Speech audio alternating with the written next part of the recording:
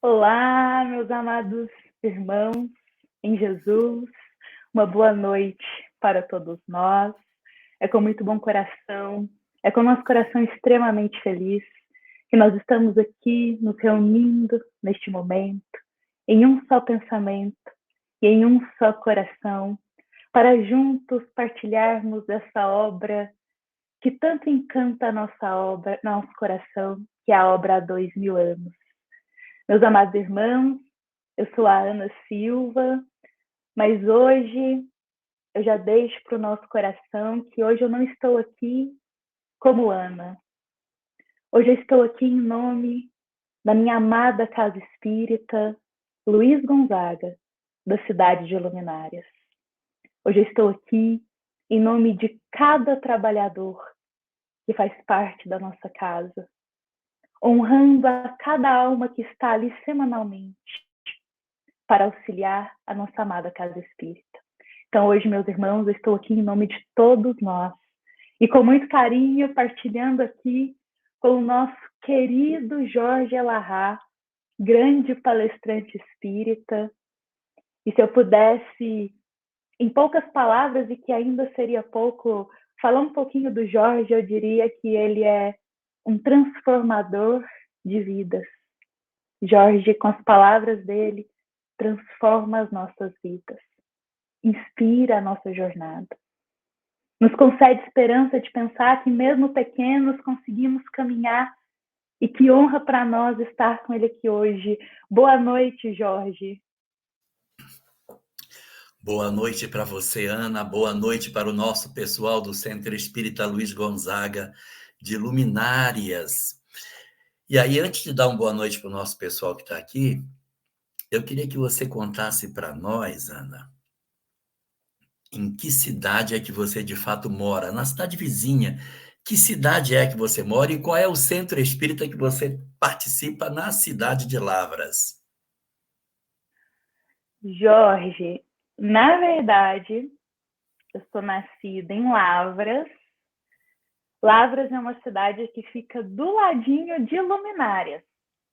A casa espírita que eu sirvo, ela fica em Luminárias. É a casa espírita Luiz Gonzaga, é a casa espírita que abriu ali as portas para me acolher. Eu digo que quando eu adentrei ali foi o momento da minha estrada de Damasco, sabe? Que a gente se renova a partir daquele momento. É aquela casa espírita. Mas eu nasci e eu moro em Lavras. E em Lavras, talvez muitas pessoas vão se lembrar, porque a nossa querida Ivone Pereira, ela esteve aqui em Lavras. Muitos anos da sua vida ela esteve aqui, fez uma parte da jornada dela muito importante aqui em Lavras, muito importante. Inclusive, aonde eu moro é pertinho da rua onde a Ivone morou aqui.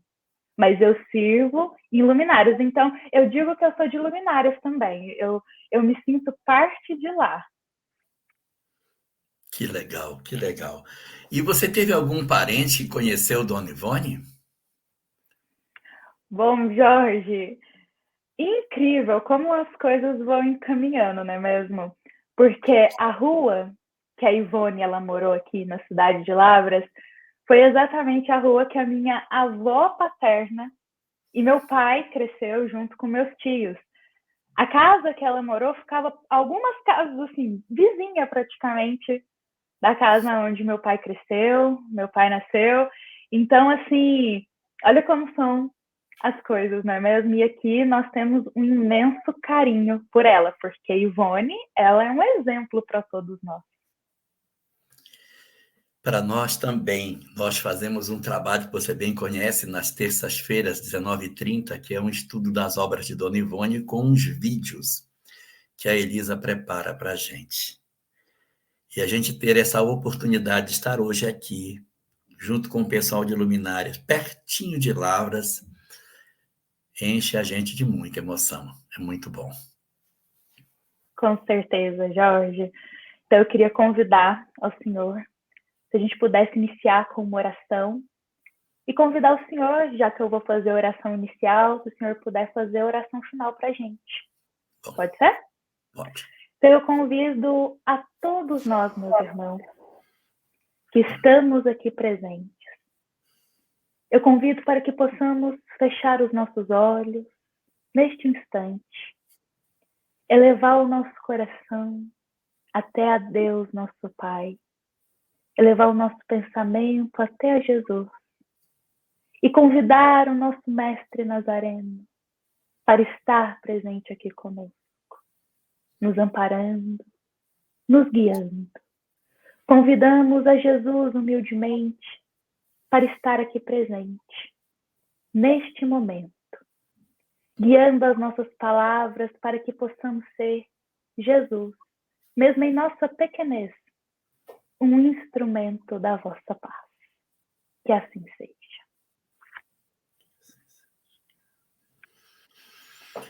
Muito bem, vamos começar o estudo da nossa obra? Então, a obra que a gente vai ter a chance de conversar hoje é a 10ª obra recebida por Chico Xavier. É o primeiro romance efetivo que ele oferece para a gente, há 2000 anos. Essa obra foi recebida no ano de 39 e publicada no ano de 1940. E ela faz alusão à história de um senador romano que viveu na época de Jesus.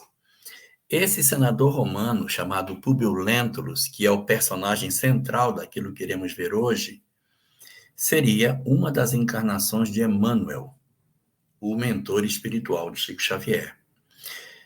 E depois dessa encarnação como Públio Lentulus, ele foi muitas outras existências, várias outras personalidades. Mas quando Emmanuel se apresentava para Chico, ele nunca se apresentava com outra forma senão a dessa encarnação, que ele considerava profundamente importante para ele, pelo fato de ser a encarnação na qual ele conheceu, travou o contato direto com Jesus.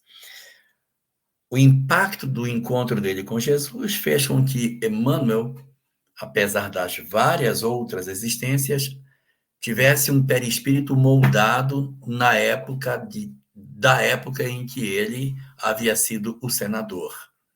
Então, nós vamos ter hoje a oportunidade de fazer um mergulho na história de um senador, mas, ao mesmo tempo, uma das encarnações de Emmanuel. Emmanuel escreveria 5 romances. Esse é o primeiro. É o único em que ele está em queda. Dos 5, ele aparece em 4. Dos 4, 1 ele está em queda, que é este. Os outros 3, ele está subindo. Então, a gente vai poder ver hoje a história de um espírito que deixa para nós uma série de lições interessantíssimas, não é? Nas várias obras que nos trouxe, mas para que a gente veja o poder de redenção que a alma humana possui. Porque a personalidade do senador, que nós vamos ter a chance de conhecer nessa obra, ela é um diamante ainda por ser lapidado. Ainda é uma alma com muitas dificuldades em termos emocionais, justificando muitas das dores que ele passou durante a existência. E aí, para que a gente possa começar nossa conversa sobre esse nosso livro de hoje, essa obra tão extraordinária, a gente vai ter que voltar ao tempo em que tudo aconteceu, o período que estava acontecendo no mundo, no momento em que essa história ela se apresenta. Tá certo, Ana? Vamos lá? Certíssimo, Jorge. Vamos lá, vamos fazer essa viagem no tempo.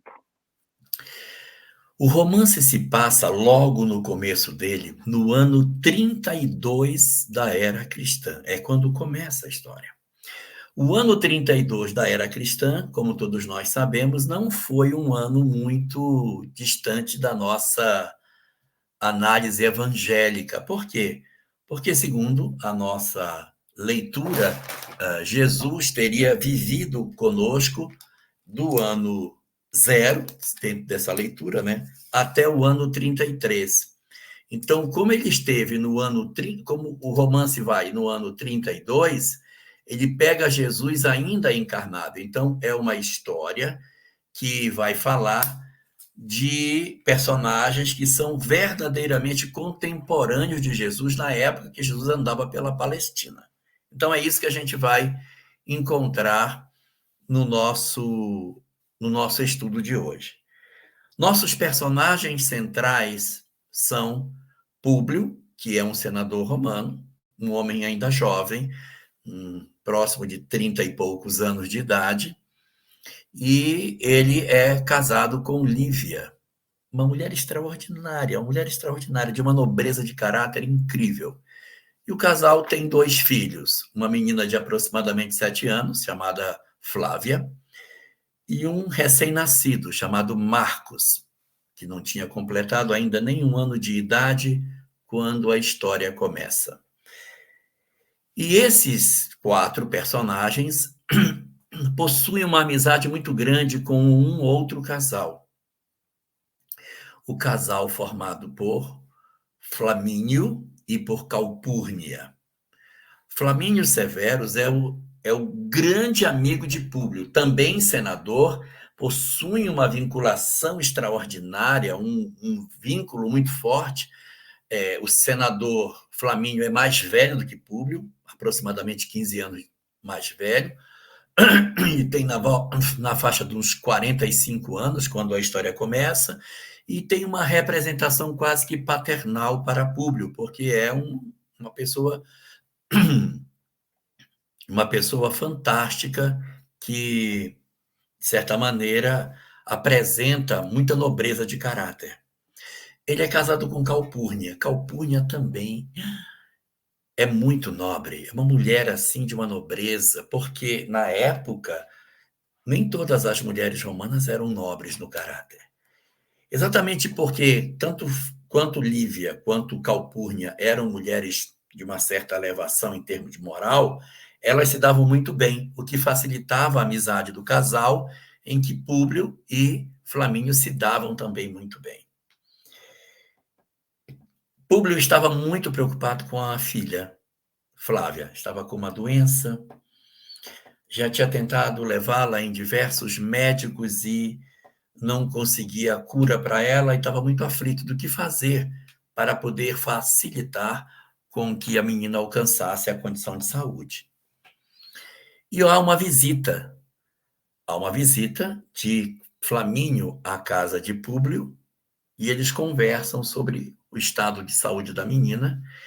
E nessa conversa, Públio comenta com Flamínio que ele teve um sonho muito estranho.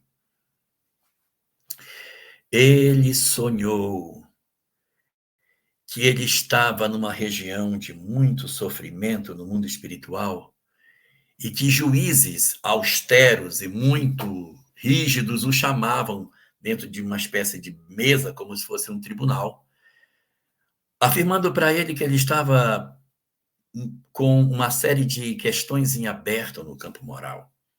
Havia cometido uma série de equívocos e que precisaria necessariamente de retornar para reencarnar, a fim de que pudesse saldar, de certa maneira, os conflitos emocionais que trazia dentro de si.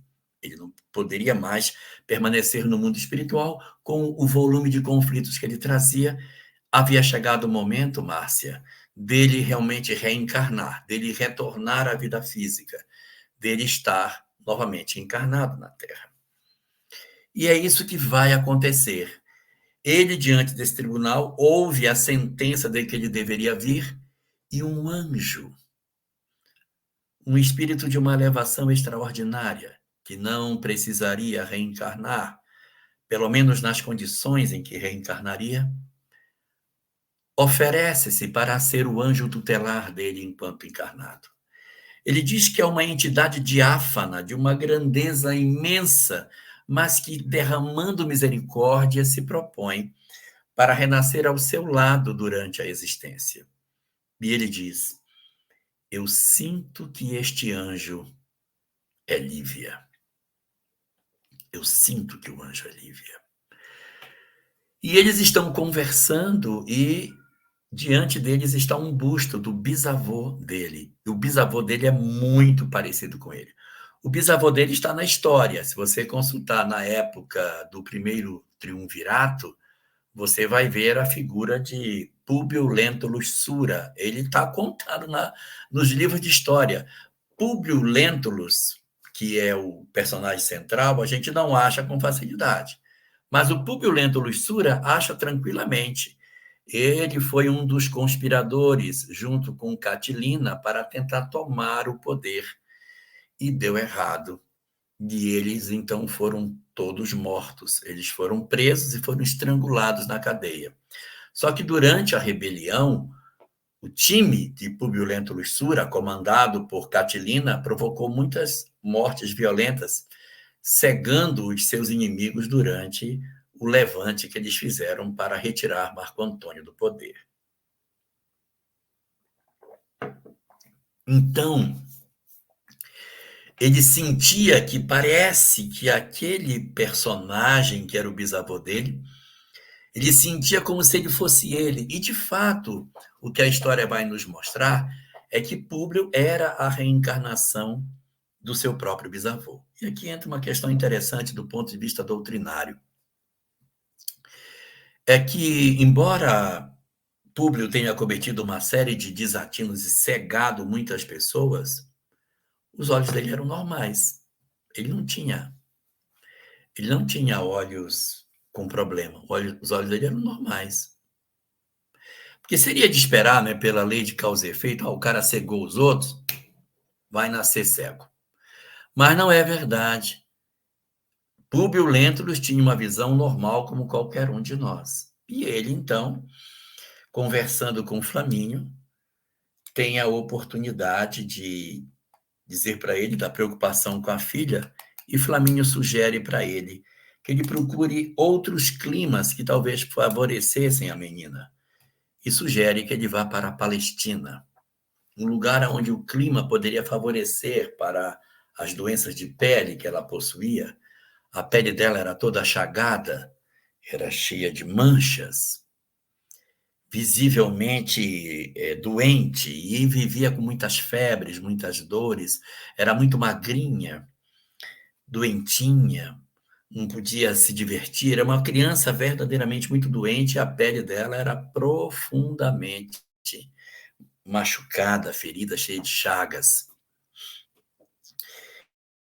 E ele, então, nessa conversa, Públio aceita o convite que Flamínio fazia, disse, vá para a Palestina, os ares de lá são diferentes de Roma. É outro clima, você vai ter um ar mais seco, e muitas pessoas falam que o ar da Palestina é bom para esse tipo de doença, leve.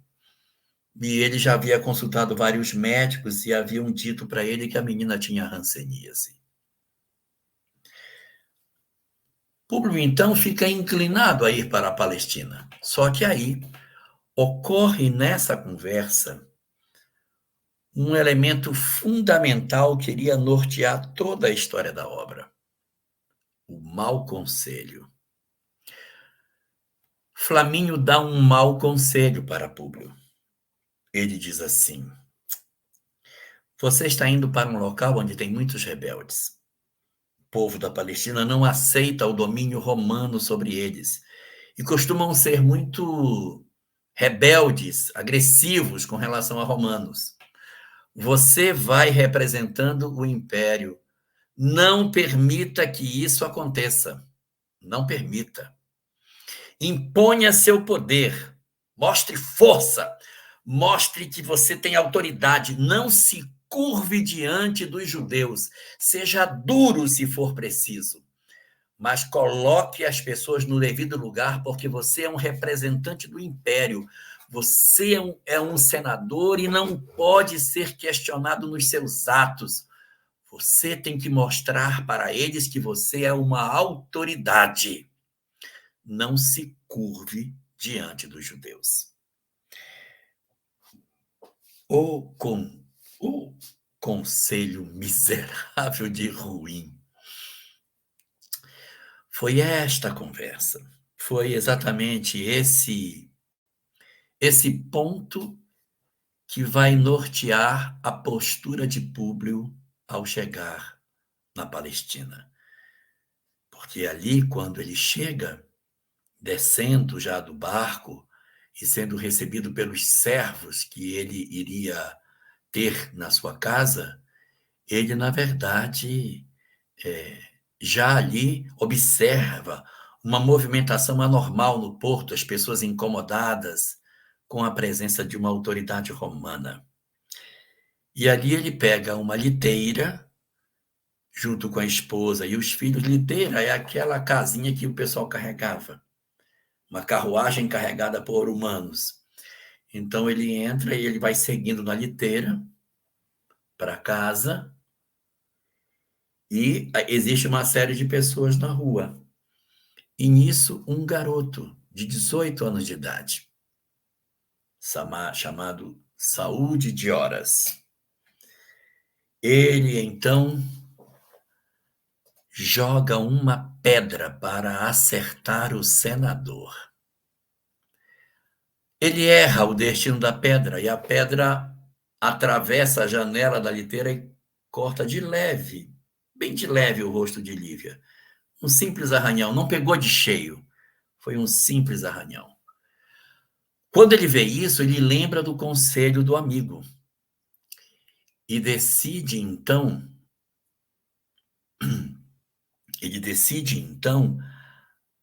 a reagir de maneira desproporcional a tudo isso. Ele então manda que pare o cortejo e peguem o garoto. Aí os soldados saem correndo e o garoto corre também.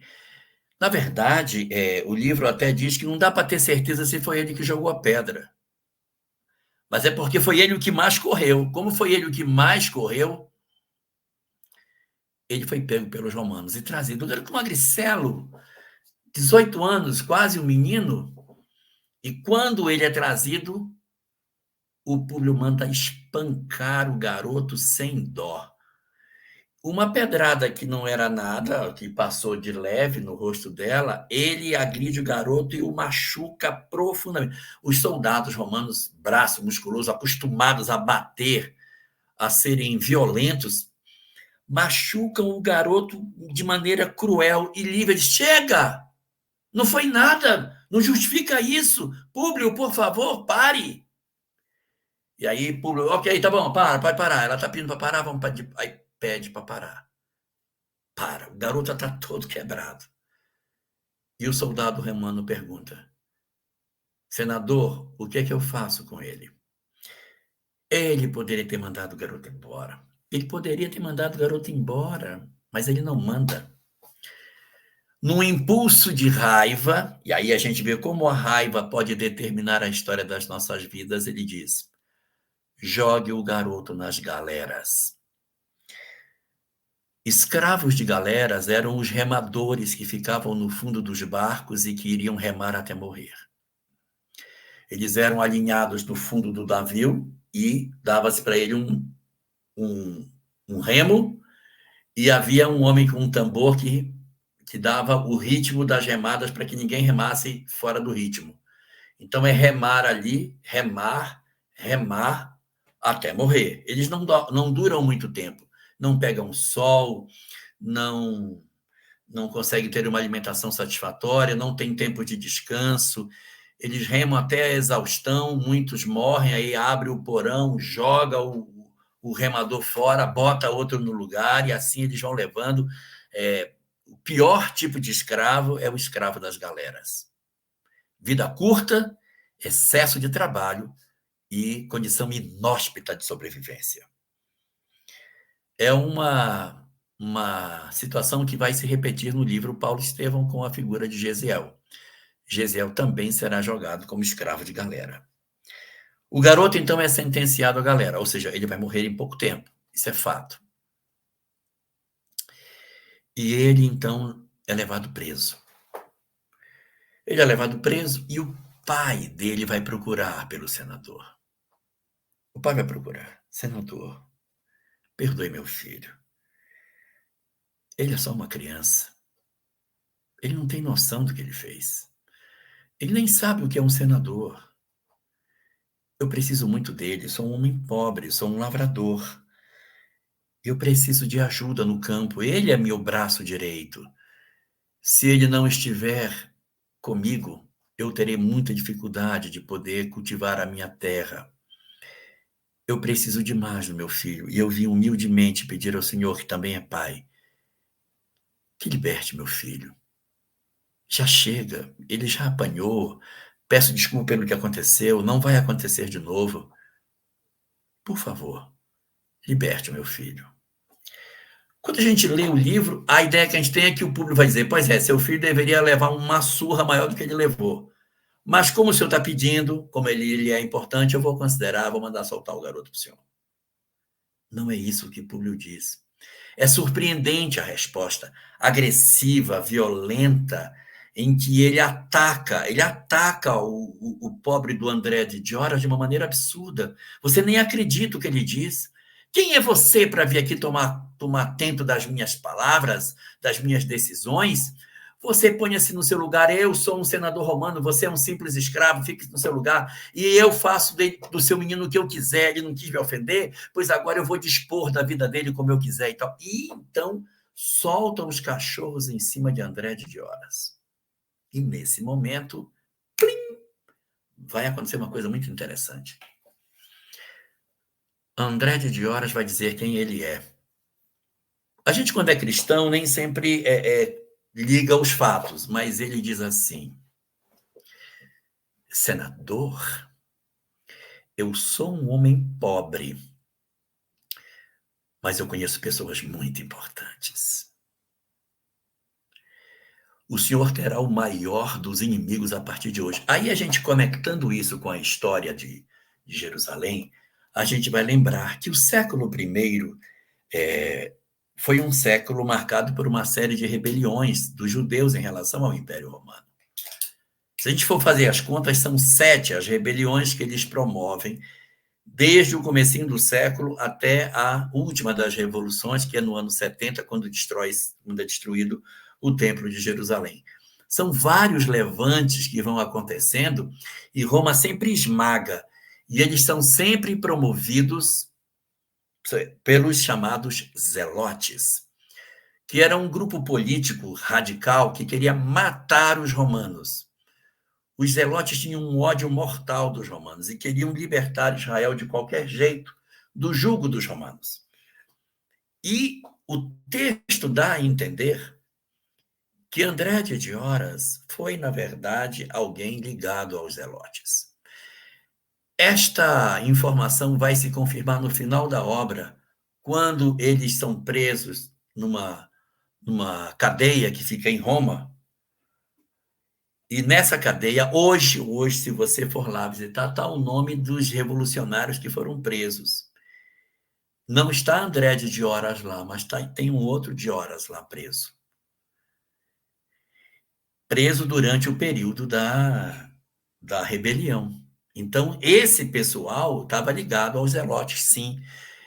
Por que um garoto de 18 anos ia jogar uma pedra no senador? Ele deveria já ter uma formação política, já deveria estar todo contaminado, né, com as ideias de ódio e de violência que deveriam ser feitas contra os invasores. E aí, o garoto joga pedra. O pai pede que ele seja solto. O pai não solta. Então o pai o ameaça e diz: o senhor terá em mim um inimigo por toda a vida. Eu vou destruir a sua vida. Eu vou tornar o senhor profundamente infeliz. E quando ele sai daquela sala, já não é mais o agricultor humilde que veio pedir, já é um homem tomado de ódio, tomado de ódio, tomado de ódio. Então, a partir desse momento, ocorre uma trama que vai ser a vingança de André de Gioras. Um braço da história será a vingança de André. Um segundo braço que a gente vai ter dessa história vai ser o que vai acontecer com o próprio Saul. Saul é preso e vai para a cadeia. Está lá preso. Depois dessa discussão com com André de Dioras, Públio fica um pouco incomodado e diz assim, não devia ter sido tão duro, fica assim meio até arrependido do que ele fez, já achou que peguei pesado demais. Vou fazer o seguinte, deixa eu ver onde é que está esse garoto, eu vou mandar soltar ele. Vou mandar soltar. Aí ligou para a cadeia e perguntou, escuta, cadê o garoto que foi preso hoje? Que eu quero soltá-lo, né? Onde está o garoto que está preso aí? Então você vê que ele não era um coração tão duro, ele era um coração duro, mas meio flexível. Ele passa um WhatsApp para a cadeia, perguntando se o garoto estava ou não lá na cela, e o pessoal tinha feito o quê? Já tinha vendido ele. Porque quem vai para as galeras vai morrer, é um fato, vai desaparecer. Então, a própria soldadesca pegava os escravos de galera e já vendia. Pega esse cara aí para ti, pega por tanto. Então, o garoto já foi vendido no mesmo dia, plim, já tinha ido embora. Quando o Públio tenta o contato com eles para saber o que tinha acontecido, aí eles dizem, não, o garoto, ele fugiu. Aí o Públio diz, bom, se o menino fugiu, vai para casa dos pais. Bom, então tudo se resolveu. Ele não vai atrás para saber. E ele deduz que se o garoto fugiu da cadeia, o garoto evidentemente voltou para a casa do pai dele e tudo se resolveu e ele está bem. E aí você vai ter um segundo braço aqui que vai surgir de Saul de Dioras. André de Dioras vai promover um processo de vingança, é um dos braços da história. Saul vai promover o braço do ódio. Saul também promoverá da sua parte ações dolorosíssimas contra a família de Públio. E aqui nós já temos duas vertentes de desamor que a história vai apresentar. Aí teremos um terceiro ponto também que vai dar origem a sofrimentos para todos nós, que são as intrigas. Jerusalém não era, na verdade, do mesmo jeito que Roma, porque em Roma, Lívia tinha pelo menos a figura de Calpurnia, que lhe ajudava, que estava com ela, então ela, na verdade, se sentia acompanhada de Calpurnia nas coisas. Na Palestina, ela não tinha amigas. Logo que ela se aproxima do poder, logo que ela se aproxima do ambiente de poder, ela vai se defrontar com a figura de Pilatos. Pilatos era procurador do Império Romano na Judéia. O que tinha acontecido? A Palestina ela era uma coisa só, ela era um reino só. Herodes, o Grande, era quem comandava toda aquela região. E aí o que aconteceu? Herodes desencarna e os 4 filhos dividem entre eles o reino. Então eles são tetrarcas, porque eram 4. Um ficou com a Judéia, um ficou com a Galileia, outro ficou com a Samaria e o outro ficou com a Decápolis. Então, na hora que essa divisão foi feita, cada filho de Herodes ficou com um pedaço. Só que um dos filhos de Herodes, o que tomava conta da Judéia, desencarnou. Então ficaram 3 reis e um reino sem rei. Como eles eram todos descendentes de Herodes, o que fez o imperador? Não vou colocar uma pessoa para esse posto sem ser conhecida de mim. Eu vou fazer o seguinte, eu vou fazer a seguinte coisa, eu vou colocar um procurador. Aí pegou Pilatos, que era um romano, e disse, você vai para lá para comandar a parte vai ser meu procurador lá. Por isso que os reis daquela região dali, do Estado de Israel, são todos judeus e só tem Pilatos romano. Ele não é rei, ele é procurador do império. Ele era a maior autoridade ali, só que quando chega o senador tem um outro tipo de autoridade, uma autoridade legislativa. Pilatos era um procurador do imperador, e já o senador integrava o Senado, que era a corte que aconselhava o imperador. Então, o poder de Públio era imenso, era um poder enorme, porque ele era um senador do império, E Pilatos era um procurador do imperador, mas para uma região pequena. Quer dizer, é complicado. É como se você quisesse comparar um governador com um senador. Quem tem mais poder? Nossa, um senador no meu estado é uma pessoa que eu tenho que referendar essa figura. Ele tem poder. O outro é um governador, um está no executivo, outro está no legislativo, mas eles têm muita autoridade. E aí Públio vai com a sua esposa para conhecer a família de Pilatos e ali descobre algumas coisas muito ruins. Descobre que seu tio, chamado Sálvio, era casado com uma mulher chamada Fúvia, que o nome dela, em vez de ser Fúvia, poderia ser Fútil, mas era Fúvia. A Fúvia era uma mulher horrível, extremamente promíscua, com todos os sentimentos negativos que uma mulher pode ter. E quando Lívia bate o olho nela, Lívia disse: essa mulher é complicada, hein? Lívia não consegue travar um diálogo com ela, porque ela só fala bobagem, só está preocupada com as coisas mesquinhas da vida. E Lívia, preocupada com as coisas mais elevadas.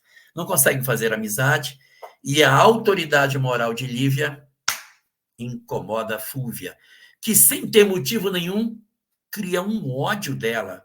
Porque isso acontece. O livro Ação e Reação, de André Luiz, nos conta que existe um tipo de obsessão chamado obsessão por inveja. A pessoa não tem nada contra você, você não fez nada para ela. O que você fez é que você dá muito certo. Como você dá muito certo, a pessoa acha muito chato estar com uma pessoa que faz coisa certa. Tudo que a pessoa faz é certo, tudo que ela faz é bacana. Puxa, não erra nunca, não. Dá uma errada aí, poxa vida, para que eu consiga saber o porquê que você acerta tanto. E ela começa a perturbar muito Lívia e tira como desejo caluniar Lívia. Ela vai entrar na trama como sendo a grande caluniadora de Lívia. Vai fazer várias intrigas. É um terceiro braço de imperfeição moral que surge aqui. Já temos a vingança, nós temos o ódio e temos agora a calúnia. Fúvia vai ter várias oportunidades de fazer isso e vai até conseguir sucesso nas calúnias que ela vai fazer sobre Lívia. Então, nós temos essa situação e Lívia fica muito desconcertada naquele ambiente, porque era muito diferente daquilo que ela encontrava na figura de Calpurnia e de Flamínio. Bom, aí o que vai acontecer? Pilatos se interessa por Lívia e começa a dar em cima dela, e ela tentando se ver livre de Pilatos. Aí é quando Fúvia, que é, na verdade, ao mesmo tempo esposa do tio de Públio, é também irmã da mulher de Pilatos, e por isso ela circulava no meio do poder. Essa mulher diz assim: vai ser Pilatos que eu vou usar para jogar Lívia um contra o outro. E aí começa a fazer uma mudança muito profunda, não é, Carol? Nesse momento? Quer contar para nós como é que se dá esse momento? Boa noite, Ana Silvia. Boa noite, Jorgito. Boa noite a todos. Boa noite, Carol. Que Tudo prazer bem? te ter aqui com a gente. Prazer meu, alegria minha. Continua, Jorgito, contando que eu pego o fio. Ok. Então, o que acontece? Fúvia enxerga na figura de Pilatos a pessoa ideal para jogar, fazendo com que Públio acreditasse que Lívia o traía. Nas várias tentativas que ela vai fazendo, ela vai tentando levar Públio nessa direção. E aqui existe uma coisa: como que a gente pode se deixar enredar por pessoas que nos seduzem apenas com as palavras, não é? Porque Públio conhecia Lívia. Públio conhecia, eles eram cúmplices, se amavam profundamente. Ele sabia da respeitabilidade da moral dela, ele sabia. Há um momento em que Fúvia constrói uma situação de que eles estão envolvidos, que Públio acredita. E à noite, quando eles se encontram em casa, eles se confessam mutuamente, ela fala para ele do que está acontecendo, ele fala, e eles se reconciliam de uma maneira muito bonita.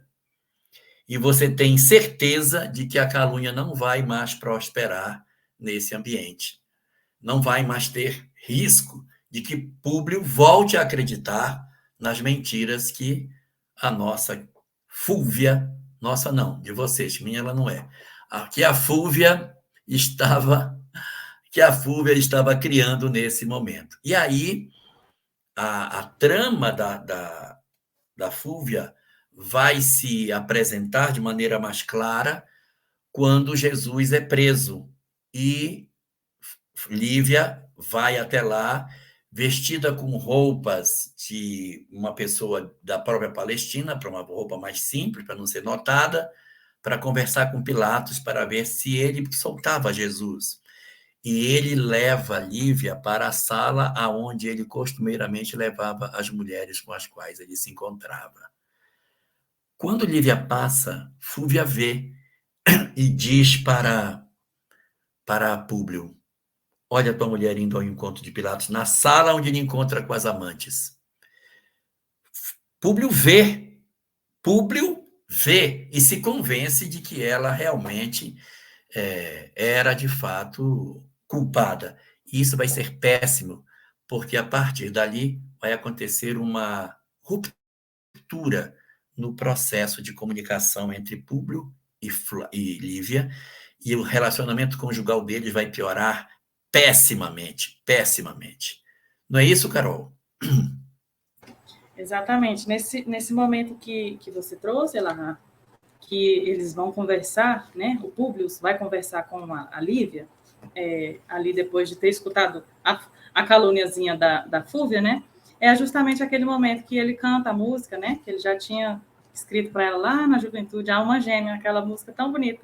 E aí eu fiquei pensando assim, poxa, Públio Lentulus conhecia a moral da esposa que ele tinha. Convivia com ela, sabia do coração bondoso, amoroso dela. E mesmo assim, quando Fúvia vai colocar coisinha na cabeça dele, e ele vai se deixando envolver, né?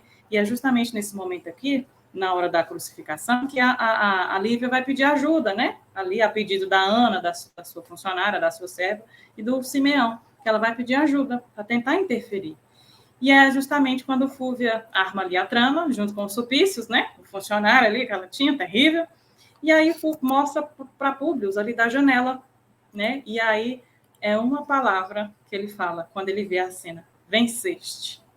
Venceste. Então, assim, venceste, o poder de uma palavra. Então, assim, naquele momento, ele deixou de lado todo aquilo que ele acreditava, todo aquele amor, todo aquele carinho, todo aquele respeito que ele tinha pela esposa e se deixou envolver pela calúnia de uma aparentemente desconhecida, né? Eu fico pensando, nesse momento da história, o quanto que Fúvia, ela se deixou levar por esse desejo da calúnia, do falar. E eu penso nisso nos dias de hoje em nossa vida, porque a obra há 2000 anos, quando a gente abre o coração para ler ela realmente com o coração, com a alma, a gente se aproxima tanto da história que começamos a nos identificar com aquelas almas que estão ali. E não só com aquelas almas, mas com as situações. E começamos a pensar, nossa, como ainda às vezes faço parecido, ainda nos dias de hoje. Ou se não, nossa, olha como eu me assemelho a esse tipo de pensamento, a essa intenção ainda desse personagem que talvez eu tô com uma repulsa dele. Nos faz refletir. E eu penso muito em Fúvia nisso, na calúnia, como muitas vezes não medimos o alcance das nossas palavras. Como pensamos que às vezes um simples comentário, uma simples fofoca, ela pode ter um alcance que pode destruir a vida de alguém, porque a calúnia de Fúvia, parece que ela foi se alimentando tanto disso que chegou num ponto que a gente vai ver, porque o Jorge está narrando aqui para nós, vai destruir realmente ali a relação de Lívia com Públio. E o mais interessante é que na frente de Lívia, ela sorria. Ela tinha a aparência da pureza. E eu me lembro da passagem do Evangelho segundo o Espiritismo, a passagem A Vingança. Tem um trecho que diz para nós assim, que muitas vezes aquele coração vingativo, ele se aproxima de nós com aquele, como se diz, com aquele sorriso, com aquela aparência, mas por trás está esperando o momento exato para, quem sabe, ali puxar o tapete, digamos assim. Então eu penso como que Fúvia, ela tinha esse jeito, ela sorria na frente de Lívia, tratava como uma querida, nossa, eu adoro. Mas por trás, ela fazia toda aquela fofoca. E o que eu trago de reflexão para a nossa vida é realmente para a gente se colocar, não na posição da inocência da Lívia, mas nas nossas palavras, na intenção das palavras, como que o verbo, depois que a gente fala, são como penas ao vento. A gente não consegue ir lá e, buscar, como se diz, recolher, buscar. E, Carol, qual era a relação entre o Pilatos e a Fúvia? Parece que eles dois tinham um romance ali obscuro, às escondidas, né? Ali, algo assim. Ela era cunhada, né? E eles também tinham um negócio assim meio obscuro, que não dá assim muito para identificar. Na leitura a gente vai deduzindo, né? A Fúvia era irmã da moça que era casada, irmã da moça que era casada com Pilatos. E era cunhada, e ele tinha um lance com a cunhada. E isso é que fazia com que ela ficasse com raiva de Lívia, porque Lívia aparecia disputando, de certa maneira, o interesse. Ó, aqui a Teca Filizola, boa noite, Teca. Ó, a Teca tá na live de dia diferente, né? Que eu vejo sempre a Teca na live da terça-feira. Mas vamos lá, ó. A Fúvia era amante de Pilatos, ó. Ficou com ciúme de Lívia. A calúnia foi por vingança, porque Pilatos passou a não se interessar mais por ela. A felicidade dos casais, para quem é infeliz, incomoda. Então, ela também queria fazer, porque a felicidade conjugal dos dois não era... ela não engolia aquilo. Então, nós temos aqui um terceiro eixo. Nós temos um eixo que vai ser o eixo trabalhado por André, temos o eixo que vai ser trabalhado por Saul, e agora temos um eixo trabalhado pela figura de Fúvia. Então, tem 3 eixos do mal acontecendo dentro dessa história. Cada um deles vai ter uma consequência diferente na trama. E temos um eixo do bem. Um só. Um único. Quer falar um pouco sobre esse eixo do bem, Carol? Quer começar? Quer começar a falar do eixo? No dia que eles são apresentados para Pilatos, que eles estão ali conversando, eles começam a falar e tocam, o nome de Jesus aparece na mesa. E quem vai elogiá-lo é Sulpício, o soldado, que mais tarde vai ser tão terrível, tão mau, tão cruel, tão violento, tão tudo de ruim, mas é ele que faz a primeira apresentação de Jesus para aquelas autoridades romanas, e com os olhos assim meio que brilhando, falando positivamente do profeta de Nazaré, que era como eles chamavam à época, e que ele teria o poder de curar pessoas, que ele pregava. E esse negócio de curar chamou a atenção de Lívia. Se ele cura, minha filha é doente, ele pode curar ela. Ela fica interessada em se aproximar desse homem para ver se ele não podia fazer algum tipo de ação para a cura da menina. E ela, então, fica muito impressionada com essa possibilidade. Chegando em casa, ela conversa com uma das servas. Quando eles vieram de Roma para a Palestina, uma serva foi colocada na casa deles, que era uma mulher, já não era velha, era da idade de Lívia. Lívia tinha aproximadamente uns 30 e poucos anos, ela era uma mulher jovem. Uma pessoa de 32 anos é o quê, Carol? É o quê? Pessoa jovem, né? Super jovem. Super jovem, né? Então tá bom. Então era uma super jovem, Ana era uma serva que tinha uma função específica. A função de Ana era ficar próximo de Lívia para ajudá-la no idioma, na adaptação do idioma local. Então, ela conhecia um pouco do latim, conhecia, era da hebreia, então podia fazer isso. Então, conclusão, quando acontece esse jantar, Lívia chega em casa e comenta com Ana, diz, olha, eu ouvi falar desse Messias, e Ana já era muito próxima de Jesus. Tinha uma relação muito perto com ele, porque havia um tio que ela possuía, chamado Simeão, que era um cara incrível e que privava da intimidade de Jesus, esse Simeão. E Ana ia no vácuo do tio. Jesus era próximo de Simeão e Simeão era tio de Ana, então ela tinha proximidade com o Cristo. Disse, mas eu conheço ele, senhora.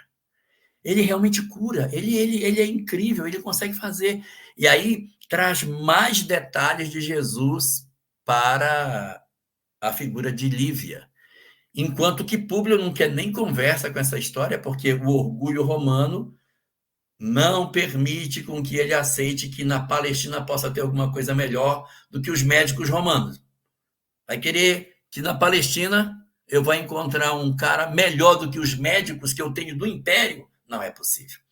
Então, nesse momento, Lívia começa a ficar interessada na figura desse profeta de Nazaré. Os capítulos vão se seguindo, a menina vai adoecendo cada vez mais, vai ficando cada vez mais doente. E quando chegamos no capítulo 5º da obra, da primeira parte, a menina está completamente vencida. Ela já não tem mais condição de reagir à doença. Ela está prostrada, uma febre muito alta, uma astenia, que se chama. A pessoa não tem mais força. Você bota em pé, a pessoa não tem mais.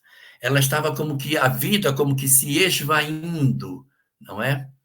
Ela estava, de certa maneira, já como que se despedindo em função do avançar da doença. O Públio desesperado, próximo da filha, minha filha, pelo amor de Deus, peça o que você quiser do seu pai. Peça o que você quiser, minha filha.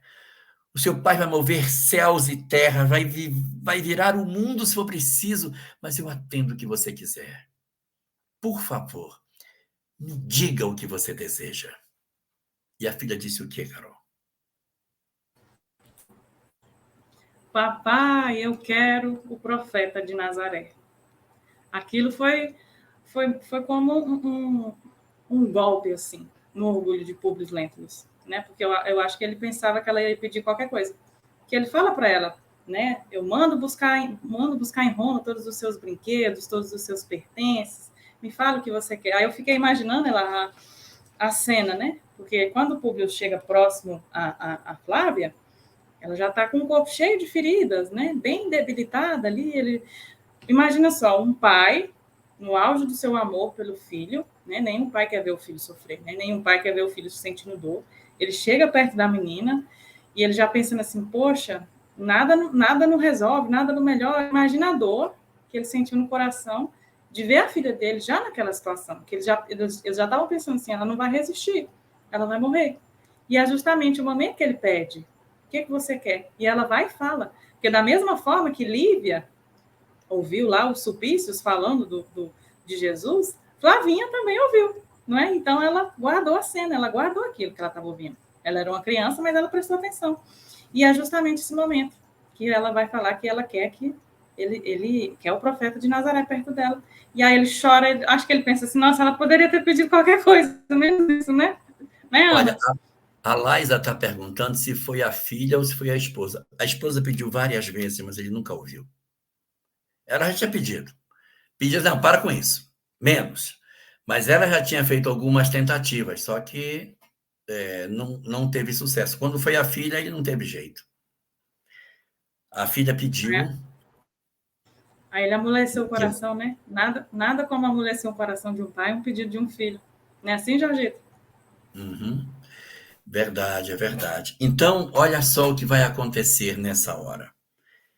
Ele sai, era quase a hora do crepúsculo, e ele sai sem rumo, porque ele não sabia ele não sabia o endereço dele, não sabia onde encontrá-lo. E ele sai andando pelas vias até chegar na beira do lago de Genezaré. Ali ele fica olhando, fica contemplando a natureza e ele começa a sentir uma mudança nas coisas. E aquele sonho que ele teve, que ficou mexendo na cabeça dele, ele lembra de aproveitar as oportunidades que estavam sendo dadas e de todas as coisas que também eram relacionadas a esse aspecto. E quando ele percebe, a natureza parece que começa a ter uma mudança. Ele começa a sentir como se uma coisa estranha estivesse acontecendo. E ele começa a dizer, meu Deus, eu vou falar com esse homem como? Eu não sei falar o hebraico? Será que ele sabe falar latim? Como é que a gente vai conversar? Eu não sei aramaico? A gente vai conversar como? Eu vim sozinho, vim sem ninguém, que loucura, eu deveria ter trazido homens comigo para poder traduzir, eu vou encontrar com ele, eu não sei nem como que eu vou encontrar com ele. E, na verdade, não foi Públio que foi ao encontro de Jesus. Foi Jesus que foi ao encontro de Públio. Ele estava na praia e começou a sentir uma emoção muito forte, uma emoção, foi tomando, ele não conseguia descrever, quando ele ouviu uma voz dizendo para ele, por que me procuras, senador?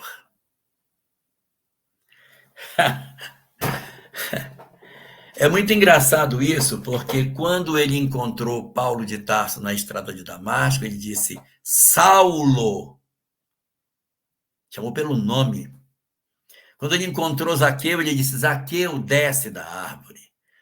Quando ele viu Madalena ressurreta, ele disse, Maria. Quando ele encontrou Bartolomeu, ele disse, não és tu, Bartolomeu, que estava debaixo da figueira hoje de manhã? Ele sempre chamou as pessoas pelo nome. Mas agora, ele chamava Públio pelo título que ele tinha. Por que me procuras, senador? Quando ele ouviu dentro do ouvido dele aquela frase, ele caiu de joelhos e começou a chorar sem conseguir parar. E aqui tem uma coisa interessante, as pessoas sempre falam, porque Públio era orgulhoso, era um espírito endurecido. Ele não era endurecido, não. Endurecido eram os seus crucificadores, esses eram endurecidos, que crucificaram, não tiveram nem um pouco de preocupação com nada. Os seus chicoteadores, esses tudo bem. Públio não, se Públio tivesse que fazer a crucificação dele, ele não conseguiria fazer.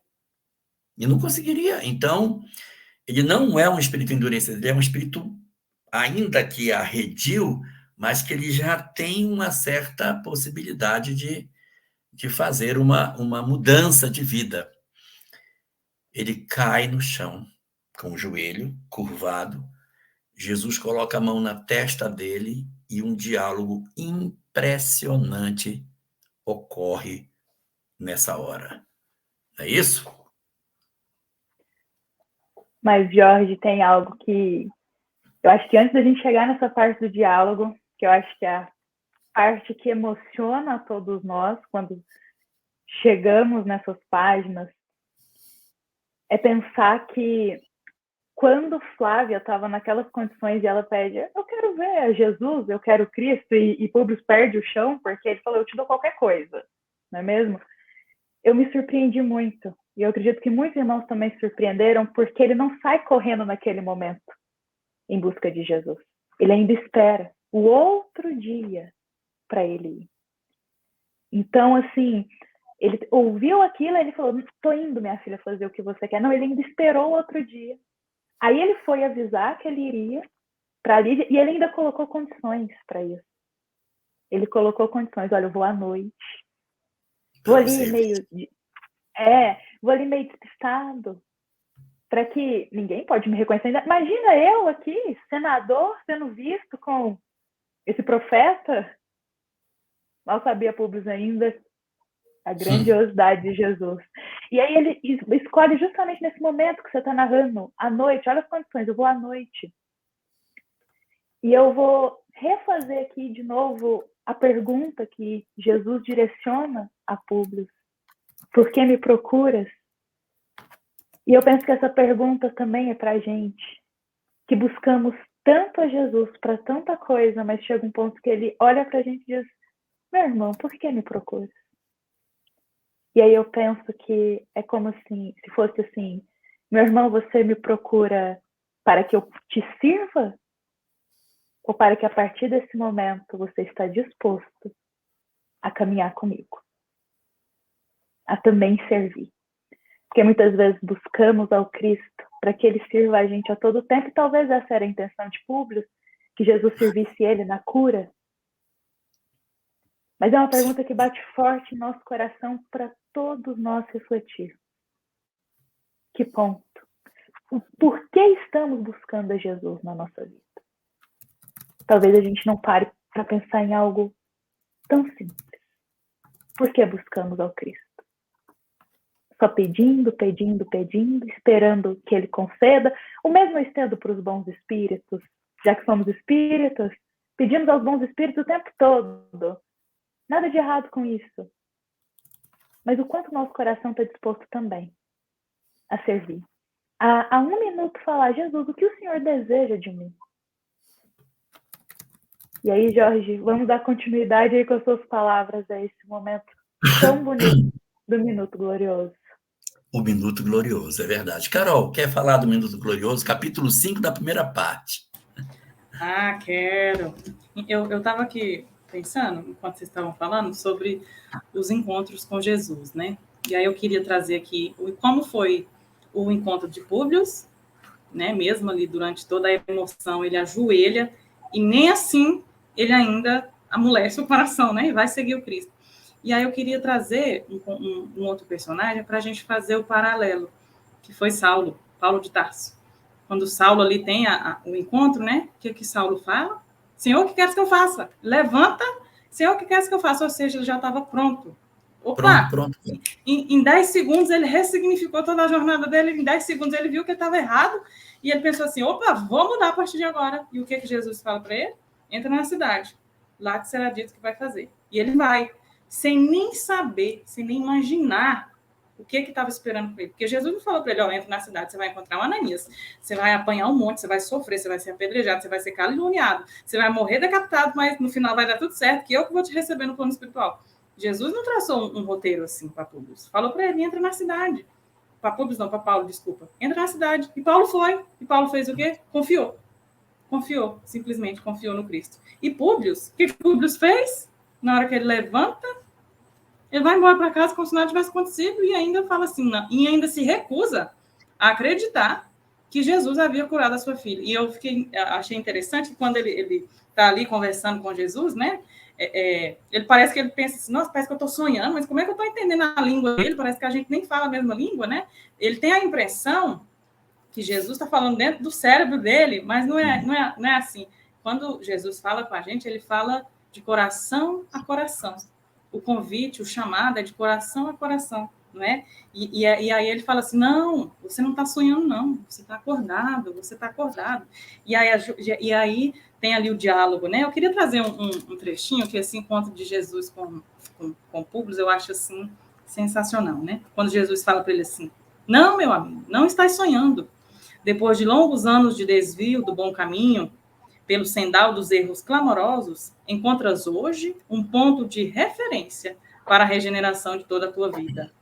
Está, porém, no teu querer aproveitá-lo agora ou daqui a alguns milênios. Se o desdobramento da vida humana está subordinado às circunstâncias, és obrigado a considerar que elas existem de toda a natureza, cumprindo às criaturas a obrigação de exercitar o poder da vontade e do sentimento, buscando aproximar seus destinos das correntes do bem e do amor aos semelhantes. Soa para o teu espírito, neste momento, um minuto glorioso. Se conseguires utilizar tua liberdade, o teu livre-arbítrio, para que seja ele, em teu coração, doravante um cântico de amor, de humildade e de fé, na hora interminável da redenção dentro da eternidade. Aí continua o diálogo, eu acho sensacional quando Jesus fala assim: todos os poderes do teu império são bem fracos, e todas as suas riquezas bem miseráveis. Então Jesus está chamando: vem, meu filho, vem me seguir, vem andar comigo, vem andar ao meu lado. Né? E aí o diálogo continua, né? Eu acho interessante que quando termina o diálogo, aí o público fica assim: mas parece que eu estava dormindo, mas o que aconteceu aqui, gente? Quando termina já era 9 horas da noite. E mesmo assim, ele ainda fica resistente, ele tem a resistência ainda, né? Mas você vê uma coisa nele: ele sente. Ele sente o impacto. Sente o impacto. Então, assim, ele pega aquele. Não é dizer assim: olha, ele não sentiu nada. Ele ouviu e simplesmente seguiu. Não. Aquilo mexeu com ele profundamente. Só que a camada de orgulho não queria se despir. Esse era o problema. O problema dele é esse, não é? Que ele vai ter esse momento mágico. A história tem 3 eixos do mal, um eixo da calúnia, um eixo em cima de André de Gioras, que é o eixo da vingança, e o eixo do ódio em cima da figura de Saul. E esses 3 não são capazes de ofuscar o único eixo do bem que a gente tem, que é a figura de Jesus, que se derrama no texto de maneira espetacular. E aí, como bem a Carol lembrou, ele foi no crepúsculo para falar com Jesus, mas o impacto foi tão grande que ele ficou desacordado lá. Porque essa conversa, esse minuto glorioso, é pouco tempo, essa conversa é rápida. O Cristo passou, conversou com ele e segue. O impacto foi tão profundo que o senador ficou desacordado na praia. Ele desacordou. Ele ficou... Quando ele acorda, já é de noite, 9 horas, como bem lembrou a Carol, ele vai para casa, todo desconcertado, porque ele não tinha o que dizer. Como é que ele ia dizer? Por que ele está até essa hora da noite? O que aconteceu? O que houve? Ele está muito desconfortável com tudo isso. E aí, quando ele chega em casa, qual a surpresa dele? Ele encontra a filha restabelecida da doença. A menina que ele deixou agonizante agora estava bem. Sim, um fenômeno que Jesus faria muitas outras vezes com muitas outras pessoas. E agora ele está fazendo com um personagem que a gente está lendo e não está nos evangelhos. Porque todas as curas que Jesus fez não ficaram nos evangelhos. Tem muitas que não ficaram lá. Essa é uma delas. Quando ele vê a filha restabelecida, ele se alegra. E a Lívia fica feliz demais. E junto com Ana, as duas juntas celebram a cura que Jesus praticou. As duas celebram. E Públio, aí a gente vai ver a situação dele. Ele não aceita e diz que não. Deve ter sido os deuses que curaram. Não foi aquele homem. Não é possível que tenha sido. Mesmo ele sabendo que encontrou com ele, mesmo sentindo o impacto do magnetismo, mesmo sabendo coisas que ele não falou, ele não contou para a Lívia o que aconteceu com ele, ele não conta, ele simplesmente se recolhe e vai, por conta disso, silenciar as suas emoções. E só para a gente fazer, eu quero fazer só um comentário, aí eu vou passar para Ana, que ela tem uma notícia muito triste para dar para nós, e aí, mas eu quero só fazer aqui um comentário rapidinho. É que ele se irrita quando vê Ana e Lívia conversando como se fossem irmãs. Ele se irrita e diz, quando a Lívia com a Ana conversando, foi maravilhoso, nossa, o professor foi maravilhoso. Aí ele se incomoda e diz assim para ela: olha, Lívia, é o seguinte, Ana, pode sair, você não precisa estar aqui mais não. Ele manda a Ana sair da sala. Aí diz: que negócio é esse? Você conversando com a serva como se você fosse uma igual a ela? Você é uma romana. E a característica do romano é o orgulho. Você é uma pessoa orgulhosa. Você não pode ser humilde, porque ser humilde é vergonha. Não me envergonhe querendo ser humilde. Olha o conceito dele. Que humildade é defeito, que virtude é ser orgulhoso, é ter aquele poder sobre as pessoas. Porque ela estava querendo se igualar. Ela estava querendo se igualar com a Ana, como se elas fossem diferentes, como se uma jujuba vermelha fosse diferente de uma jujuba verde. É tudo a mesma coisa, gente. É tudo a mesma coisa. Nós somos todos iguais. A gente é que cria essa ilusão de que a gente é diferente. E ele não entendia isso. Dizia, mas se você quer ser humilde, você não pode ser humilde. E a cena se fecha exatamente com essa circunstância. Se fecha com a percepção de que o Messias havia entrado definitivamente na história daquelas pessoas e, nesse sentido, a vida seria totalmente diferente. Não é isso, Ana? Abra o microfone. Olha, eu acho que essa parte, talvez todos nós vai ficar muito impactado, porque depois do encontro com Jesus, a nossa expectativa é que quando ele retornasse e ele visse que a tua filha tão querida estava curada, ele reconhecesse, ao menos reconhecesse que foi Jesus. Porque a gente não pode se esquecer que no diálogo deles, Jesus fala que, olha, a tua filha foi curada, mas não foi mérito teu.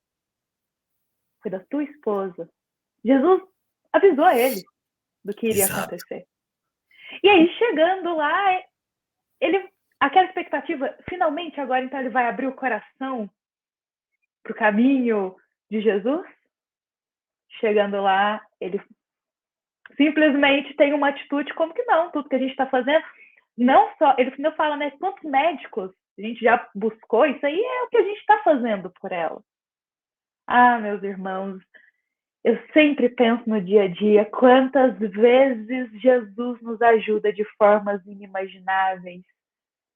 E o nosso orgulho fala mais alto e a gente diz, foi mérito meu. Quantas vezes uma ideia vem nos nossos pensamentos de um bom espírito para nos guiar. E logo falamos, não é mérito meu. Tão pequeninos como somos, ainda nos assemelhamos um pouquinho com Públio nisso. Mas fato é, como o Jorge está aqui encaminhando, que nós estamos chegando nos nossos minutos finais. Essa é a notícia triste. Mas nós temos uma notícia boa, não é mesmo? Porque essa é uma notícia triste, mas a gente também tem uma notícia muito boa para todos nós, que nós estaremos novamente reunidos aqui, Jorge, Carol, e quem sabe aí uma pessoa muito especial conosco também, não é mesmo? Nós estaremos todos aqui reunidos no dia 2 de dezembro. Nós fizemos esse convite, estendemos esse convite para todos vocês, para a gente continuar aqui vendo mais detalhes, mergulhar ainda nos capítulos dessa obra, para a gente acolher no nosso coração o tanto que ela tem para nos ensinar. Então, apenas um dia não foi suficiente para a gente mergulhar nos detalhes. Então, estamos convidando a todos no dia 2 de dezembro, às 7h30, para estarmos aqui juntos, dando continuidade, meus irmãos, para partilharmos. Eu digo que é do pão do Evangelho. E agora a gente também vai ter uma parte especial, que é muito boa, a parte das perguntas. Nosso querido Jorge Elahá vai responder algumas perguntas para nós aqui, que todos aqui... Não, essa responsabilidade é do Jorge, não é mesmo? As perguntas aqui dos comentários, a gente vai ter algumas perguntas aqui, então vamos partir para esse momento juntos. Então a gente...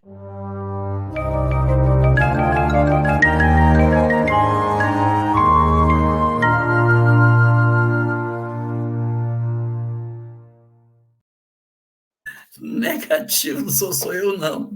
Esqueça, então, que a gente vai ter uma segunda parte, é isso, Ana?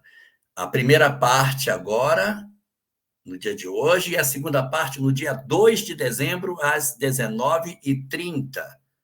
Sábado, daqui a 15 dias, né? Passando esse sábado no outro. Exatamente. Então, exatamente. Conto com a presença de todos. Então, tá bom. Cadê as perguntas? Acho que não tinha pergunta. Opa.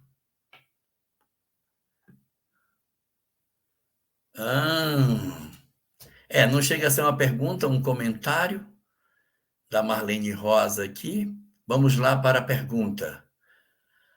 Qual é a reação de Públio ao sonho do amigo? Não, o sonho é dele. O sonho, na verdade, é de Públio. É Públio que sonha que no passado foi o seu próprio bisavô. O sonho, ele vai ter 2 sonhos. Ele vai ter um sonho no capítulo 1, que é aquele que eu contei, e agora no capítulo 5, que é onde tem o encontro com Jesus, ele tem um segundo sonho com o mesmo tribunal, com os mesmos juízes sentados na mesma mesa. Então, o sonho é para que ele possa, na verdade, se apropriar de informação do seu passado. Mas o sonho é dele mesmo, tá, Marlene? O sonho é do Públio, não é o Flamínio que tem esse sonho, não. Que, por sinal, o Flamínio está em débito com a lei, tá? Porque deu um péssimo conselho. Anota aí que ele está em débito com a lei. Vamos anotar. Aí temos uma pergunta do André Zuliani. Lê para nós, Carol. Fala assim, a calúnia é um tipo de prova? Qual a finalidade da calúnia? Essa é... Bom, primeira coisa que a gente precisa ter em mente é que ninguém vem do mundo espiritual planejando o mal. Então, ninguém planejou a calúnia como se ela fosse um interesse da espiritualidade. Vamos caluniar. A calúnia, ela acontece por razões que são diferentes, né? Existem pessoas que passam pela calúnia e que verdadeiramente... Primeiro importa lembrar que calúnia significa falar de uma coisa que a pessoa não fez. Porque se eu falo uma coisa que a pessoa é culpada, não é calúnia. Calúnia é sempre eu mentir sobre alguém. Então, essa calúnia ela pode ser um processo que não seja necessariamente uma expiação, pode ser uma prova. Pode ser uma prova. Não é porque uma pessoa passa por uma calúnia que diga, isso aqui é do passado. Não, eu posso ser caluniado e isso ser apenas uma prova, não ser uma história do meu ontem. Eu posso ser caluniado porque eu, no passado, fui um caluniador, porque eu trago em mim as características da calúnia. Eu sou mexeriqueiro, eu sou fofoqueiro, então eu gosto desse ambiente e eu acabo me envolvendo nesse tipo de situação. Então, a calúnia, ela pode ser por um processo de prova, ou seja, a pessoa atravessa uma história por uma questão provacional, ou pode ser uma calúnia por outro motivo, uma calúnia por conta de expiação. Eu devo para a lei e aquela é uma forma de eu reencontrar com o meu passado. Mas isso não significa dizer que a pessoa que está caluniando está a serviço de Deus. Não. Quando nós fazemos o mal, nós fazemos o mal porque fazemos, mas não porque seja o planejado. Olha, você vai, o seu objetivo é caluniar fulano. O mentor, ele não tem essa programação para alguém. Olha, você vai ser o caluniador dela. Não. O que acontece, na verdade, é que o caluniador, ele sente a psicosfera que o outro tem e ele acaba fazendo a calúnia. Existe uma frase de Jesus que diz assim: é necessário que o escândalo venha. Por quê? Porque a lei de causa e efeito, quando ela age sozinha, ela tem como agir sozinha, ela nos escandaliza. Porque a pessoa, por um motivo sem razão nenhuma, sofreu um acidente, sofreu algo que aconteceu que destruiu a vida dela. Então, isso nos escandaliza. Mas tem vezes que a gente quer se colocar no meio das coisas como se nós fôssemos o braço vingador da lei, como se nós fôssemos os justiceiros, os que devem agir porque Deus não está sabendo comandar o universo. Então, eu preciso fazer porque ele não está dando conta. Tem muita coisa para ele tomar conta, eu tenho que me meter. Deus não precisa de mãos para fazer o mal, porque todas as vezes que a gente levanta o braço vingador, a gente se compromete terrivelmente na lei de causa e efeito. Então Jesus dizia, é necessário que o escândalo venha, ou seja, é necessário que a lei de causa e efeito se cumpra, que as pessoas encontrem as suas provas naturalmente. Agora, tem vezes que eu me jogo no meio da lei para ser o justiceiro, para ser o agente da lei. Então, Jesus diz assim, mas ai daquele por quem o escândalo vier. Eu não preciso de ninguém para que o escândalo venha. Ele vem sozinho. É necessário que o escândalo venha. Ele vem sem. Agora, se você se coloca para fazer, você na verdade, se compromete. Então, como a gente sempre tem comentado, todas as experiências da vida podem ser prova, expiação ou missão. Pode ser uma prova, eu ser caluniado, não tem nada a ver com o meu passado, eu simplesmente passei por essa experiência. Pode ser uma expiação, a expiação é quando a gente experimenta uma determinada situação de calúnia por conta do que a gente já fez, e aí inimigos espirituais, o nosso hálito mental, que a gente vai ver na história de Públio na próxima quinzena, a gente vai ver o que vai acontecer, que ele tem os olhos que são saudáveis, né? Mas ele cegou gente. Ele traz o imã da lei para cima dele. A gente vai ver isso. Se Deus me Carol e a Ana vão ver, eu não sei se eu estou tão velhinho já, não sei se eu chego no dia 2, mas como elas estão novas, elas com certeza vão chegar. Então, pode ser também por uma prova, ou pode ser por missão, para mostrar como é que a gente reage diante de uma calúnia. No caso de Lívia, parece muito ser uma situação de missão, porque quando um espírito superior ele diz, eu vou reencarnar com fulano para resgatá-lo, sabe que vai passar por sofrimentos, sabe que vai passar, porque o que o meu protegido fizer de errado vai respingar em mim. O ódio que Públio provocou em André respingou nela. Ela vai passar por uma prova amarga demais com o filho mais novo. Mas isso não é karma dela, é porque ela disse, eu vou com ele. Mas o que ele faz, atinge. Tinha uma frase, quando eu era menino, dizia assim, quem se junta com os porcos, farelos come. Então, a gente se juntou com uma entidade mais difícil, vai sofrer. Só que os espíritos superiores são incríveis, eles são incríveis. Eles têm o poder de aparar os golpes do mal, né, Carol? Então, eles aparam os golpes do mal porque o sofrimento para eles não é como para nós. Então, a calúnia aqui pode ser prova, pode ser expiação ou pode ser missão. Jorge, antes da gente passar para a próxima pergunta, eu pensando aqui no que você estava dizendo, eu acho que não só compreender também se é uma prova, se é uma expiação, mas o que a gente pode fazer diante de uma calúnia. E nessa obra, como você bem disse, a Lívia é uma que vai sofrer calúnia ali a tal ponto que o nosso coração sente a dor dela.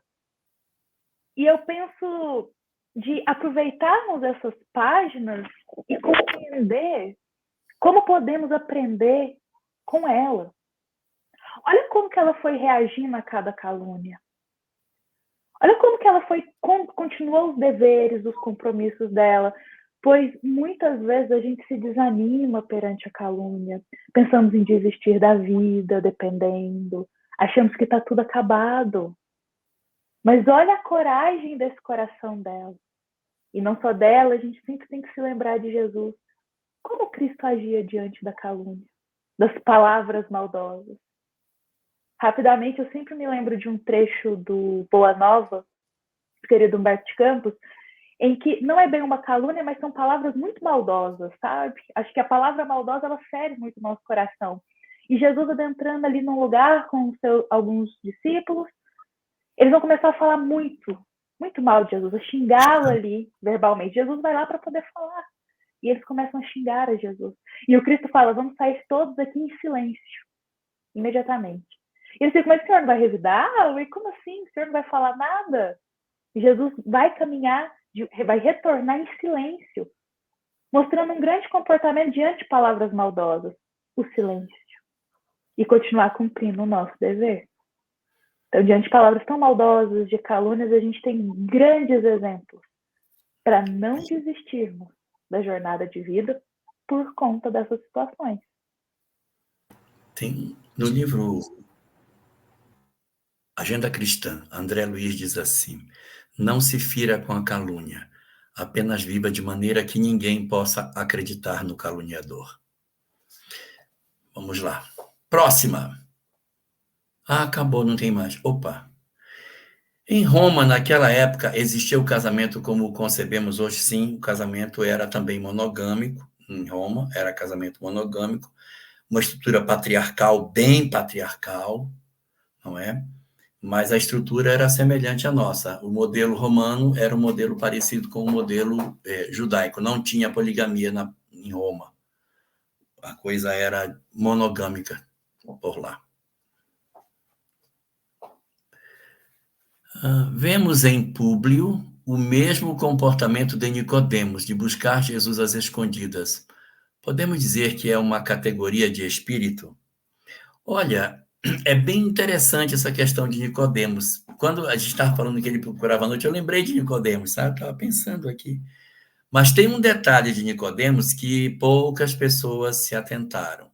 A gente lê muitos evangelhos e conta a história de Nicodemos como se ela tivesse encerrado ali, mas ela não se encerra. O único evangelho que fala sobre esse encontro de Jesus com Nicodemos é o evangelho de João, no seu capítulo 3.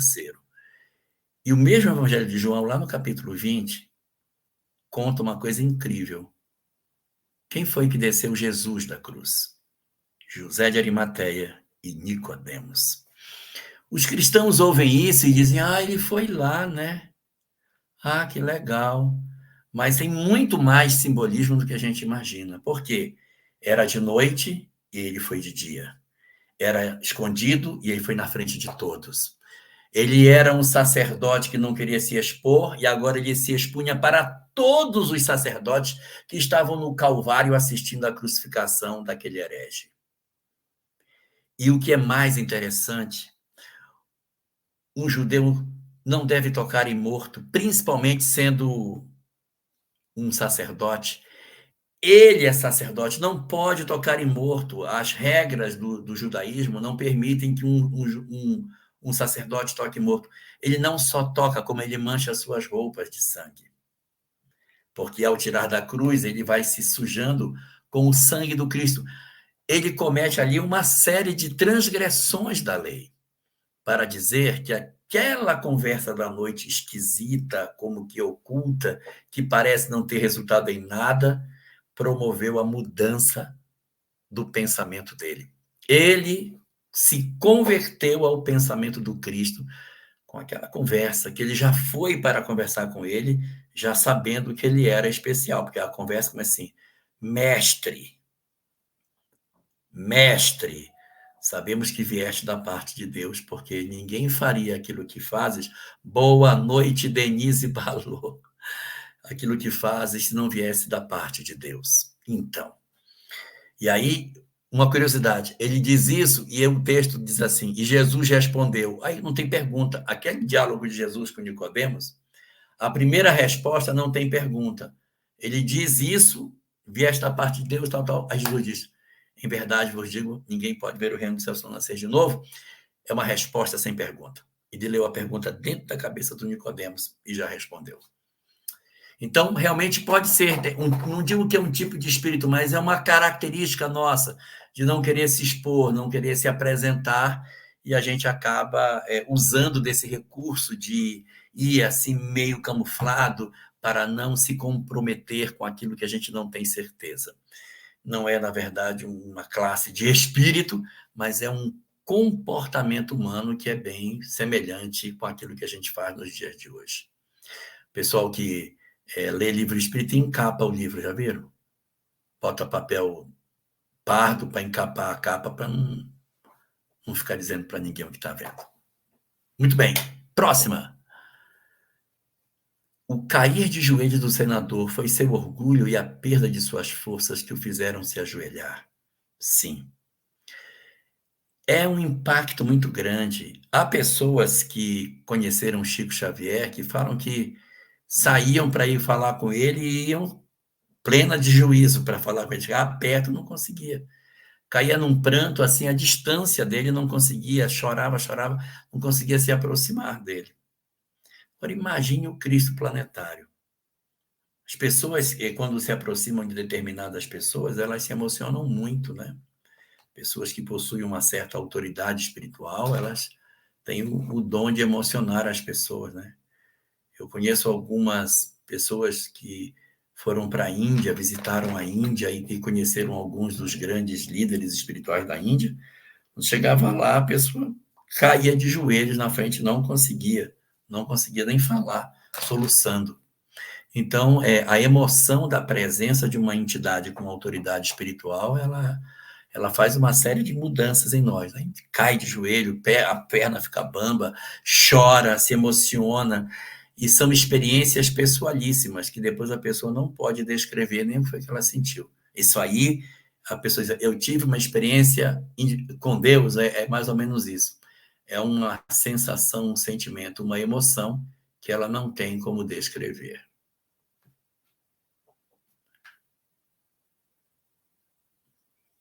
Vai, Carol. Jorgito, é o Júlio que traz, né? Jorgito, a descrição de Emmanuel sobre Jesus destaca beleza suave e indefinível, sorriso divino, majestosa figura. Vemos que ele tinha uma beleza destacada, se comparado aos homens da época, certo? Olha, é possível, sim, né? As pessoas fazem muito uma imagem de um Jesus caucasiano, de olhos azuis e não sei o que e tal.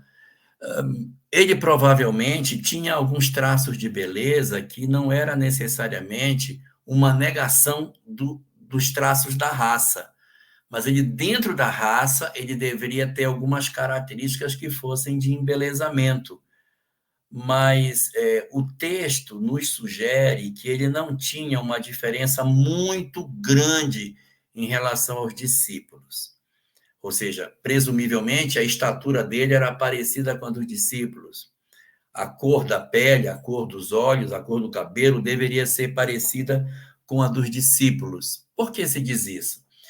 Porque quando Judas vai trair Jesus, ele diz assim, aquele em quem eu der o beijo é aquele que deveis prender. E aí se aproxima, dá um beijo em Jesus, ele diz, é com um beijo que tu me traz, Judas. Se ele fosse de 1,90 m, o Judas teria dito, pega o altão. Se ele fosse louro, ele teria dito, pega o louro.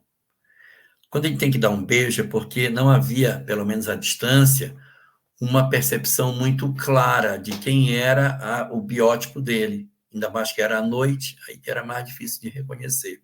Então tem que beijar. Se ele fosse um homem típico da região, mas com traços embelezados, é plenamente possível que ele tivesse, dentro da raça, um rosto bonito, uma estrutura, né, de beleza.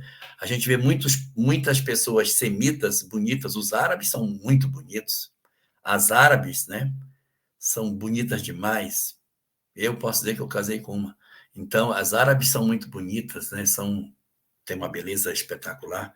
Os homens árabes também, né? Tem aqueles olhos graúdos, são também muito bonitos. É possível que ele tivesse uma beleza dentro da raça, mas a gente não tem aquela expectativa de que ele fosse louro dos olhos azuis, né? Tem um detalhe, tá? Ele era descendente de Davi, e Davi era ruivo. Então, essa é uma possibilidade ainda que remota, mas tem alguma coisa.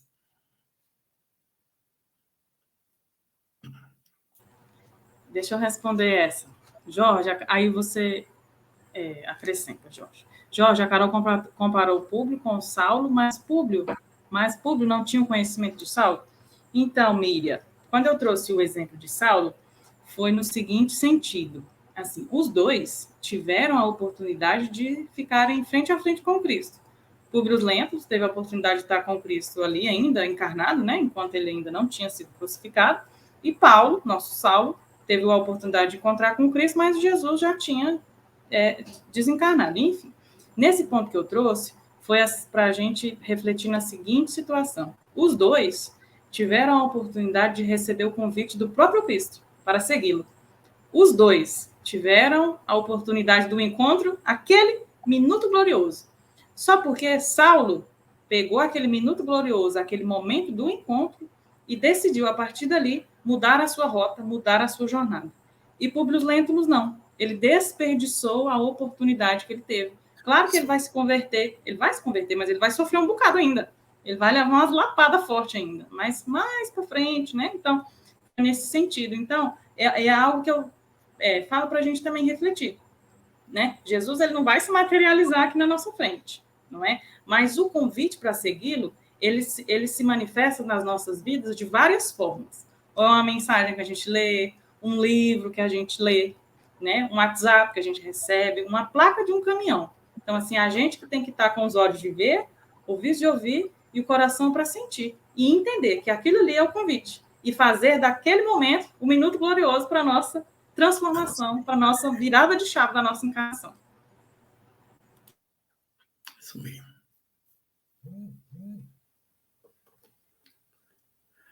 Temos uma pergunta aqui. Essa pergunta é para a Ana. Públio acredita que Lívia deu sumiço ao filho pequeno? Gente, é tanta calúnia que acontece, são tantas coisas sendo ditas ali no ouvido de Públio, que eu acho que até para ele digerir tudo, em muitos momentos na obra a gente vê que ele fica sozinho, atordoado, tentando organizar todas as informações, porque a gente tem que se lembrar que não foi só Fúvia que vai lá envenenar os ouvidos dele. Sulpício também faz isso em muitos momentos. E, aliás, Sulpício é um que vai vir aqui dar esse toque para poder pontuar algumas coisas e dar a entender que foi Lívia.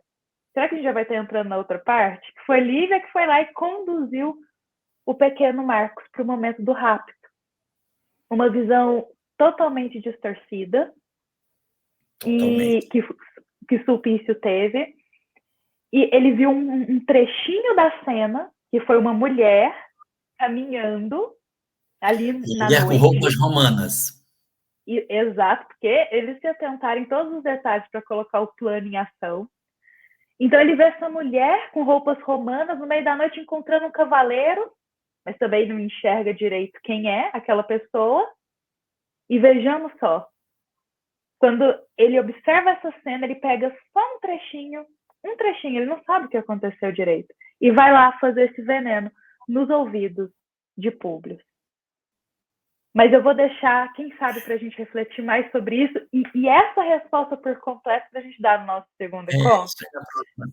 Porque aí o pessoal vem para a gente poder caminhar, porque senão a gente vai entrar na outra parte da história, que eu acho que a gente já vai entrar na segunda parte, porque são tantos detalhes aqui para a gente ver, ainda mais sobre Marcos, e tantas dúvidas do que aconteceu com ele também, que eu acho que vale a pena a gente deixar para o segundo encontro. O que vocês acham?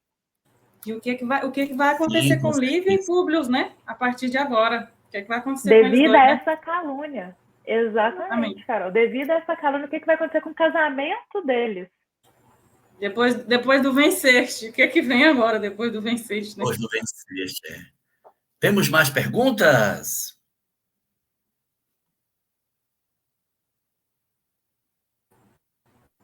Elahá, teve uma pessoa que perguntou no chat se você já leu Renúncio. Ai, nem me fale, quase morro. André de Gioras diz que a hora da morte é diferente de todas as outras da vida. O que será que ele quis dizer com isso? Alguém quer comentar? É porque a hora da morte não... Jorge, fala. Pode falar, Jorge. A hora da morte não dá mais para voltar, para desfazer. Então, quando você percebe a morte, você procura as coisas para poder corrigir, não dá mais tempo, porque você está indo. Então, a gente acaba tendo esse trauma de você assistir a vida se esvaindo sem poder mudar. Nas outras, começa agora, amanhã eu posso me reconciliar, amanhã eu posso. Então, quando vier a morte, você vai saber que você não vai poder desfazer o que já fez. Não tem como voltar. Então, é a última oportunidade que você tem e o desespero de saber que não pode voltar mais para corrigir, para dizer que ama quem você não disse. É mais ou menos por aí. Vamos. Acho que não tem ninguém chegando? Acho que tem alguém chegando aí.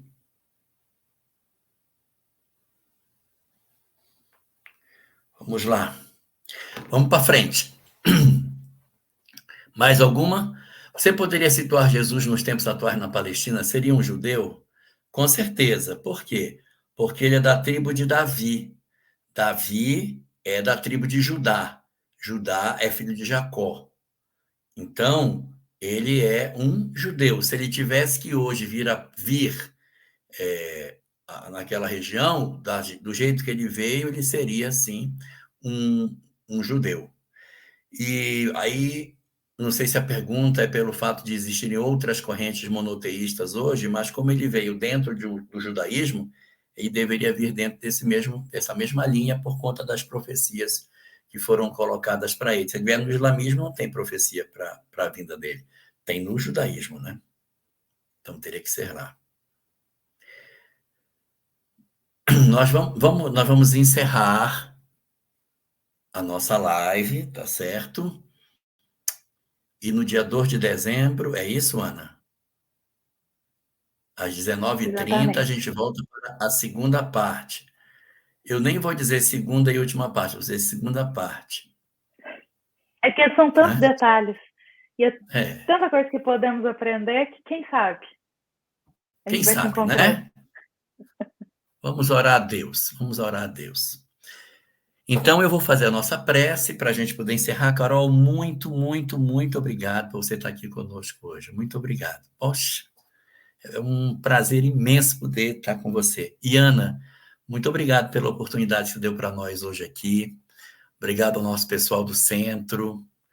Obrigado ao nosso pessoal do chat que contribuiu com muitas informações. Muito obrigado a todos nós que estivemos aqui, todas as pessoas. Obrigado, Elisa, que fez aí todos os bastidores. A Elisa dos vídeos é quem está comandando a nossa live, fez a logo, fez a vinheta. Meu Deus, é quem está rodando a live para a gente. Então, a gente agradece a todo mundo, tá certo? Agradeço ao Álvaro, que entrou antes da live começar, para a gente poder conversar um pouquinho com ele. Nesse momento ele está fazendo uma palestra, não pôde. Mas quem sabe dia 2 ele pode. Mas muito bem, vamos orar para a gente poder terminar a nossa live. Querido Senhor dos nossos corações, nesse momento que Tu nos concedes, para que possamos refletir sobre a grandeza da mensagem de Teu Filho Jesus, nós, as almas frágeis e titubeantes, que ainda têm relutância em seguir o caminho do bem, nós, Senhor, nos comovemos diante das mudanças e das histórias das personalidades que nos ofereceste nessa noite. Auxilia-nos assim, para que nós, a nosso turno, saibamos utilizar mais este minuto glorioso que Tu nos ofereceste nessa existência, para nos sensibilizar para a nossa mudança, para nos sensibilizar no sentido de que nós consigamos verdadeiramente transformarmos as nossas vidas e assumirmos o papel que Tu nos convocaste como sendo luz do mundo. Transforma-nos, Senhor, em luz do mundo, em luminárias do mundo, para que nós consigamos compartilhar com todos que conosco convivem a sabedoria do Evangelho, a majestade do amor, a libertação das nossas almas que o perdão nos aponta e a possibilidade, Senhor, de compreendermos as leis imortais que regem as nossas vidas. Por esses tesouros inestimáveis que Tu derramas a todo momento ao nosso caminho, insistentemente, a fim de que despertamos da nossa letargia espiritual, nós Te rendemos graças, ó Senhor das nossas vidas, e Te pedimos que protejas a todos nós, para que nós consigamos corresponder a todo esse investimento que Tu fazes diuturnamente em nossos corações, para que aprendamos o caminho do bem. Te agradecemos muito, Senhor, pelas chances que Tu nos concedes de trabalhar em Teu nome, de estudar, de conhecer, de podermos efetivamente nos aproximarmos dessas histórias, a fim de que elas nos convençam verdadeiramente de seguir o caminho do bem. Obrigado assim por tudo, Senhor da vida, e que o teu amor permaneça sobre os nossos corações, envolvendo as nossas almas na tua imensa paz e permitindo a nós sentirmos de maneira mais próxima a tua presença dentro dos nossos corações. Obrigado por tudo e permanece conosco, hoje e sempre.